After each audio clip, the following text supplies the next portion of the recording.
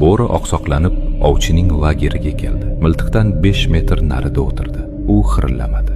U shunchaki qor ustida titrab yotdi.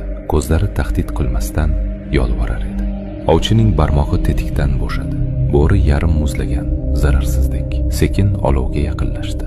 Ovchi to'xtatmadi. -30 da har qanday yondashuv yaxshi edi. 10 daqiqadan so'ng u yaqinlashdi. Yarim soatda oyoq yonida yotdi. Go'yo uy iti, hatto boshidan silashga ham yo'l qo'ydi. Keyin bir zumda mehr tuzoqqa aylandi. Bo'ri tashlandi. Tishlar erkalash uchun emas, o'ldirish uchun. Tomog'ini yordi. Qon olovga sachradi shitirlab.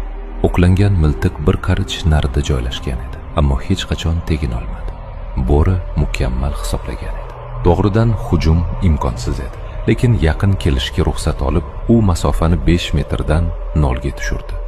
30 daqiqa aktyorlik evaziga odamning hayotini oldi. Bu psixologiyadagi eshikdan kirish texnikasining qonli haqiqati.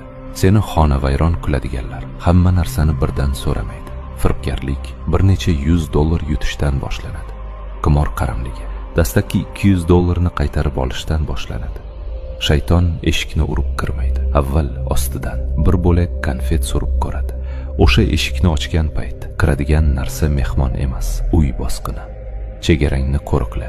Birinchi kichik iltimosda tetikni bosmaganingga pushaymon bo'lish uchun tomog'ing yirtilishini kutma.